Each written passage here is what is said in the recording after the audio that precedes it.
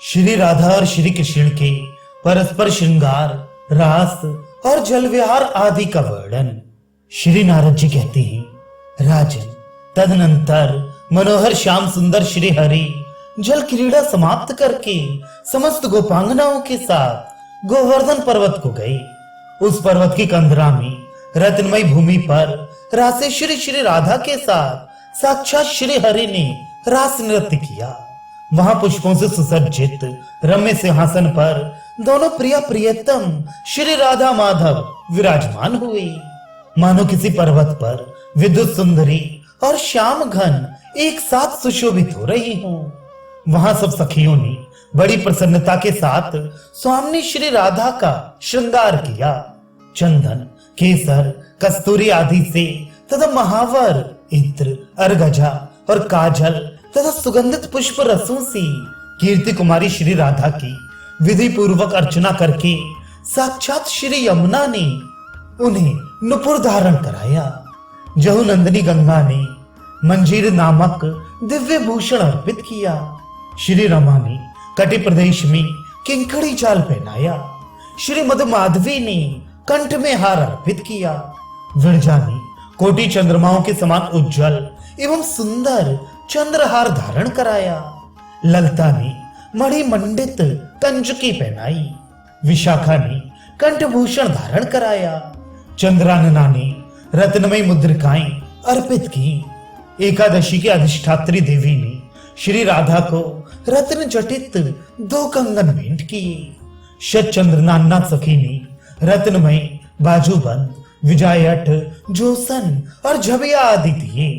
साक्षात मधुमती ने 2 अंगद भेंट किए, जिनमें जड़े हुए रत्न उद्दीप्त हो रहे थे। बंदी ने 2 तरकियां और सुखदायिनी ने 2 कुंडल दिए। सखियों में प्रधान आनंदी ने श्री राधा को बाल तोरण भेंट किया। पद्मा ने चंद्रकला के समान चमकने वाली माथे की बिंदी दी। सती पद्मावती ने नासिका में मोती की बुलाक पहना दी, जो थोड़ी थोड़ी हिलती रहती थी। राजन, सुंदरी चंद्रकांता सखी ने श्री राधा को प्रातःकालिक सूर्य की कांति से युक्त मनोहर शीश फूल अर्पित किया। सुंदरी ने चूड़ामणि तथा प्रहर्षिणी ने रत्नमयी वेणी प्रदान की। वृंदावन अधीश्वरी वृंदा देवी ने श्री राधा को करोड़ों बिजलियों के समान विद्युतमान चंद्र सूर्य नामक 2 आभूषण भेंट किए। इस प्रकार श्रृंगार धारण करके श्री राधा का रूप दिव्य ज्योत से उद्भासित हो उठा। राजन, उनके साथ गिरिराज पर श्री हरि दक्षिणा के साथ यज्ञ नारायण की भांति सुशोभित हुई। मिथिलेश्वर, जहां रास में श्री राधा ने श्रृंगार धारण किया, गोवर्धन पर्वत पर वह स्थान श्रृंगार मंडल के नाम से विख्यात हो गया। तदनंतर श्री कृष्ण अपनी प्रिया गोप सुंदरियों के साथ चंद्र सरोवर पर गए।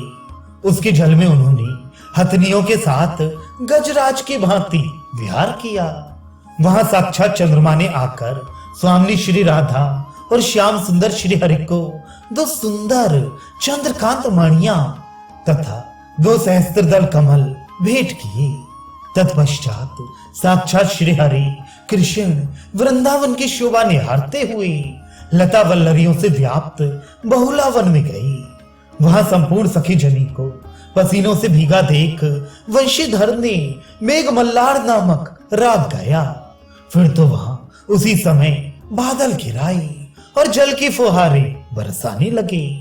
विधिराज उसी समय अपनी सुगंध से सबका मन मोह लेने वाली शीतल वायु चलने लगी। उससे समस्त गोपांगनाओं को बड़ा सुख मिला। वे वहां एकत्र सम्मिलित हो उच्च स्वर से श्री मुरारी का यश गाने लगी।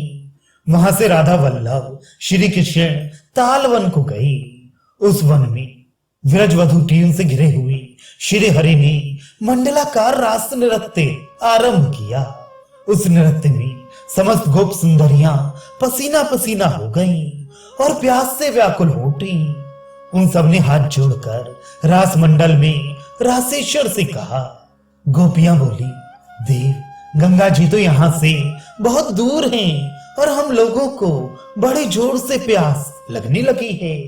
अरे हम भी ये चाहती हैं कि आप यहीं दिव्य मनोहर रास करें। हम आपके साथ यहीं जल विहार और जलपान करेंगी। आप इस जगत के सृष्टि, पालन तथा संहार के भी नायक हैं। श्री नारद जी कहते हैं, ये सुनकर श्री कृष्ण ने बेत की छड़ी से भूमि पर ताड़न किया। इससे वहां तत्काल पानी का स्रोत निकल आया, जिसे वेत्र गंगा कहते हैं। उसके जल का स्पर्श करने मात्र से ब्रह्म हत्या दूर हो जाती है। मिथिलेश्वर, उस वेत्र गंगा में स्नान करके कोई भी मनुष्य गोलोक धाम में जाने का अधिकारी हो जाता है। मदन मोहन देव, भगवान श्री कृष्ण, हरे वहां श्री राधा तथा गोपांगनाओं के साथ जल विहार करके कुमुद वन में गए, जो लता बेलों के जाल से मनोहर जान पड़ता था। वहां भ्रमरों की ध्वनि सब ओर गूंज रही थी। उस वन में भी सखियों के साथ श्री हरि ने रास किया। वहीं श्री राधा ने व्रजांगनाओं के सामने नाना प्रकार के दिव्य पुष्पों द्वारा श्री कृष्ण का श्रृंगार किया।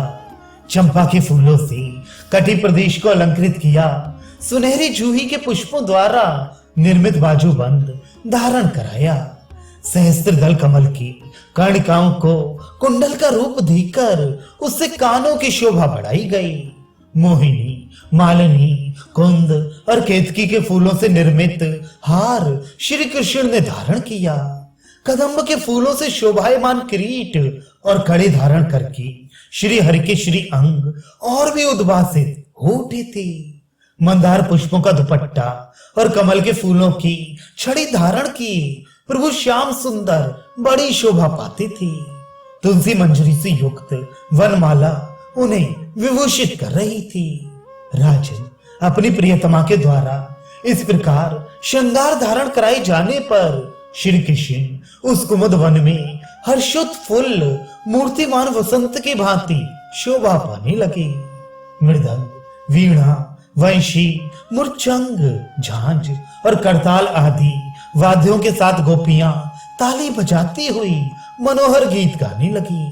भैरव, मेघमल्लार, दीपक, मालकोश, श्री राग और हिंदोल राग, इन सबको पृथक पृथक गाकर 8 ताल, 3 ग्राम और 7 स्वरों से तथा हाव भाव समन्वित नाना प्रकार के रमणीय नृत्यों से कटाक्ष विक्षेप पूर्वक व्रज गोपिकाएं श्री राधा और श्याम सुंदर को रिझाने लगी। वहां से मधुर गीत गाते हुए माधव उन सुंदरियों के साथ मधुवन में गए। वहां पहुंचकर स्वयं रासेश्वर श्री कृष्ण ने रासेश्वरी श्री राधा के साथ रास क्रीड़ा की। वैशाख मास की चंद्रमा की चांदनी में प्रकाशमान सौगंधिक कलहार कुसुमों से झरते हुए परागों से पूर्ण तथा मालती के सुगंध से वासित वायु चल रही थी और चारों ओर माधवी लताओं के फूल खिल रहे थे। इन सबसे सुशोभित निर्जन वन में गोपांगनाओं के साथ श्री कृष्ण उसी प्रकार रम रहे थे जैसे नंदन वन में देवराज इंद्र विहार करते हैं।